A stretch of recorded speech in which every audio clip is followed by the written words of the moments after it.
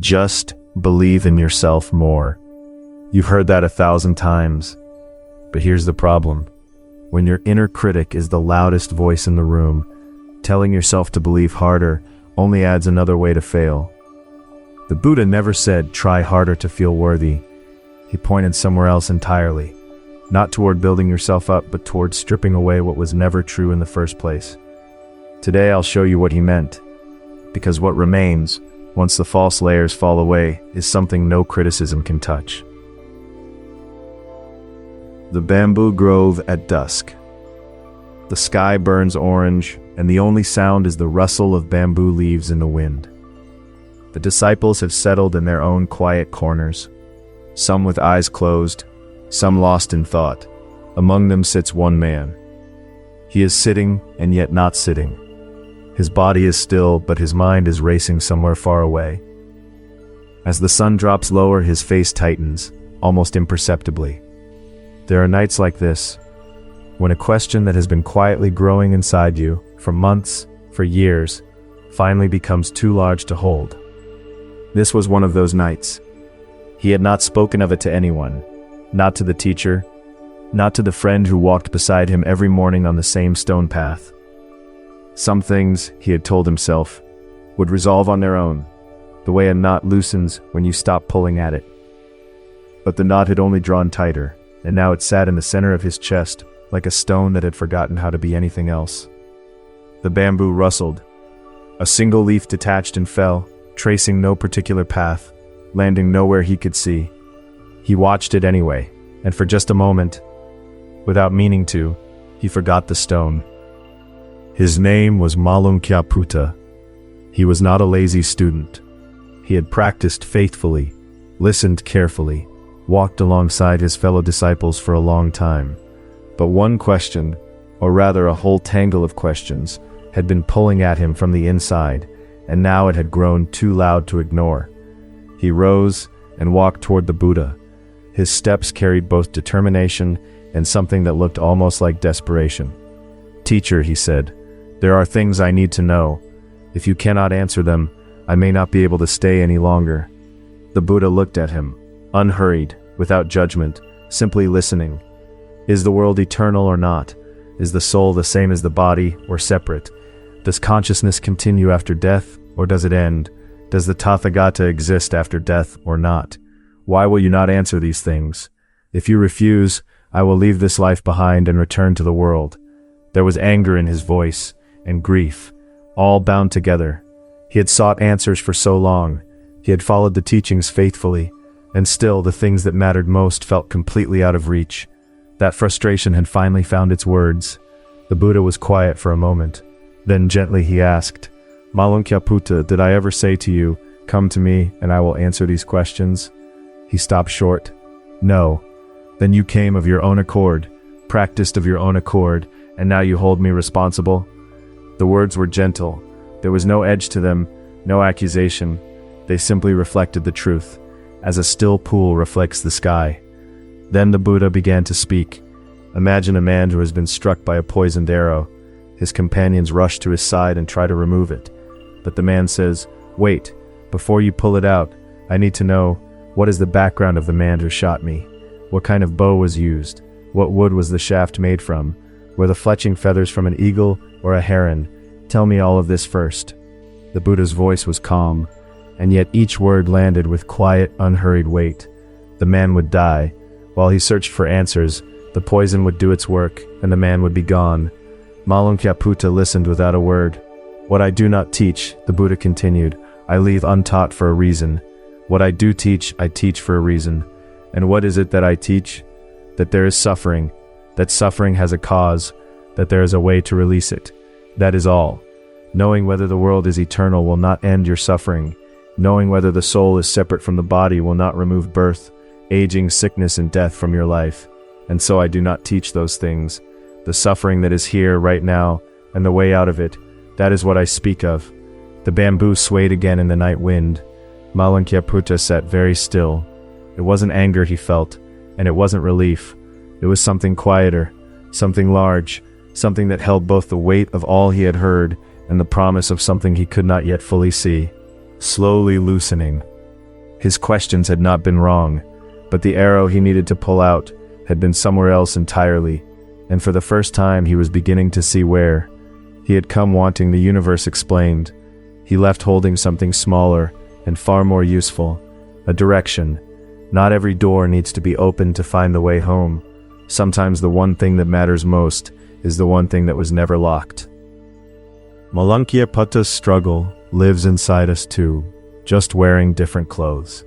What is the meaning of my life? Why am I doing this work? Is it really okay to keep living this way? These aren't unanswerable questions, but when we tell ourselves that we cannot move forward until we've resolved them, we become the man with the arrow, searching for the archer's identity while the poison spreads. The pain isn't caused by not having the answers. It comes from holding tight to the belief that until we have them, who we are right now is not yet enough. This is the shape of suffering. Not that something is missing, not even the feeling that something should be there but isn't. The suffering comes from the premise itself. I am incomplete, and only when the right thing falls into place will I finally be sufficient. The Buddha points quietly, but directly, at that premise. Having questions isn't the problem. Malankya-Putta was never blamed for his questions. The trouble was in how he was using them. I cannot practice until I have answers. I cannot stay until I know. The questions had become a barrier to living in this moment.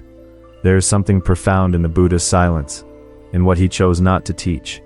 Whether the world is eternal, whether the soul is separate from the body, even if you had the answers, the suffering in front of you would still be there.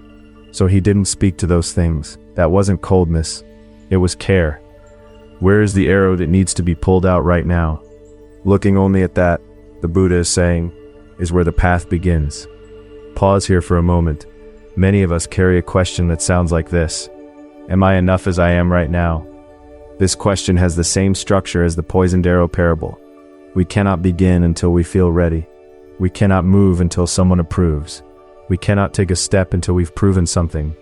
But what is the self that we're asking about? Buddhism sees no fixed, permanent self. What you experience as you in this moment is a temporary meeting point. Yesterday's experiences, the people who shaped you, the family you grew up in, the way your body feels today, all of it rising together, right here, right now. Slightly different from yesterday, different again tomorrow. To try to measure whether that shifting living you is enough may be like trying to hold water in open hands.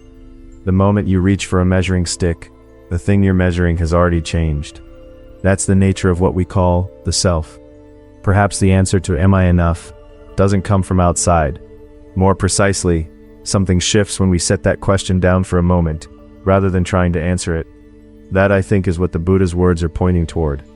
A man once told me he had been waiting for 15 years to start painting again, waiting until he felt he had something worth saying. One afternoon, his young daughter handed him a crayon and asked him to draw a horse. He drew the horse. It wasn't profound, it was just a horse. And yet, he said, something in his chest quietly opened. The waiting had not been preparation. It had been the arrow, all along. So where does this show up in the lives we're actually living? At work, perhaps. I'll make my move once I've built up more skills. I'll feel confident once I have a real track record. I'll step into the real thing once I'm truly ready. And so a person stays inside an endless preparation phase, season after season. Preparing isn't wrong, but there are moments when preparing becomes a way of forever postponing the act of doing, right now, today. I'm not enough yet arrives before any action does. And that feeling, that sense, it's not a fact. It's one way of seeing things. And it looks exactly like a man leaving a poisoned arrow in his side while he researches the archer. The arrow is in you now. Sometimes it has to come out before you know who put it there. In relationships too, you want to say thank you to someone, but you're not sure you can say it right. You're not sure they'll receive it the way you mean it, so you say nothing. Or you want to apologize, but you don't know if they'll forgive you. It might make things worse. So you say nothing. There are always reasons not to speak. But in that silence, the relationship keeps changing. The people in it keep changing. Time passes and the words stay locked inside. You won't know how they'll receive it. But nothing can start from silence. Waiting for the perfect sentence can silence the words that might have actually reached someone, right now, imperfectly, truly. And in the way we see ourselves, I want to be calmer. I want to be more patient. I want to be stronger. Many of us carry wishes like these. Turn them over, and you find a hidden premise. The person I am right now is not calm, not patient, not strong. But who decided that? Maybe you said something short to your child last night because you were exhausted, and from that one moment you concluded, I have no patience. Maybe you couldn't ask for help and carried everything alone, and from that one point you decided, I am weak. A single cross-section becomes a verdict on the whole person. That way of seeing things is often where the suffering is made. The you who feels insufficient is one version of yourself, in one set of conditions, in one particular moment. It is not the whole of you. Using that one frame to conclude, I am not enough. There is something in that which echoes the silhouette of Malankya-Putta, standing in the fading light of the bamboo grove, ready to abandon everything because his questions had gone unanswered. He had so much right in front of him, the robe on his back, the ground beneath his feet, the breath still moving in and out. And yet because the universe had not yet explained itself to his satisfaction, he was prepared to walk away from all of it. The unanswered question had become somehow more real to him than the living moment he was standing in. Here is one small thing to try. Just one, starting today. The next time the question, am I enough as I am, rises up in your mind, don't try to answer it. Just pause. Instead of searching for the answer, simply look at the question itself. What is it doing right now? Here's what that can look like. When a voice inside says, I'm still not enough, I should be doing better, or I can't keep being like this, don't argue back. Don't try to silence it. Just quietly say to yourself, oh, there it is again. Notice it. That's all. Don't fight the voice. Don't try to make it disappear. Just recognize that it has arrived. This is one of the smallest forms of what has been practiced for 2,500 years. The practice of awareness. It doesn't take special training. You can do it 100 times a day, on a train, between tasks at work, anywhere. All you have to do is notice that the voice has come. And when you start watching the voice, something gradually becomes clear. It always comes in this kind of situation. It shows up after I think about that person. It comes more when I'm tired. Once you can see the pattern, the voice starts to lose its authority. It stops feeling like the truth and starts feeling like a weather pattern, something that passes through. That is the doorway the Buddha describes when he speaks of seeing things differently. I won't promise that this makes everything easier, but the way you see things may slowly begin to shift. That is Buddhism's quiet, modest answer. Malankya-Putta, after he understood one thing, just one, in that bamboo grove, began to walk again. Nothing great had changed. He simply placed his question slightly to the side and kept moving. That step is still available to you today. Just one moment of, oh, there it is again. That is enough to begin. A woman once told me she had spent 30 years trying to answer the question of whether she was enough. She never found the answer. But one afternoon, sitting in a hospital waiting room, she simply watched the question rise, and for the first time, did not follow it. She said nothing changed, and yet she felt, for just that moment, that she could breathe. That breath, small, quiet, almost nothing, was the first step on the path. That is not a small thing. To breathe when you have forgotten you were holding your breath, that is where practice begins. Not in a monastery, not after years of study, but in a waiting room, on an ordinary afternoon, in the middle of an ordinary life. When that voice says, I am not enough, is it trying to move you forward, or is it simply standing over you, over the person who is already here, already doing their best, and pointing out what's wrong? There's no rush. Just listen a little more closely. The voice will tell you if you let it. A monk once told me he spent 40 years trying to silence the voice, only to discover it quieted on its own the morning he finally stopped arguing with it. He was just sitting, watching rain collect in an old clay bowl. Nothing had changed, and yet everything had. And perhaps that is the practice, not the silencing, not even the listening, but the sitting itself, while the rain does what rain has always done. A woman in our Sangha once said she had been waiting her whole life to feel ready, until one afternoon she noticed her hands folding laundry without her permission, quietly, competently, already enough. In an earlier teaching, we explored the Buddhist practice of accepting things exactly as they are.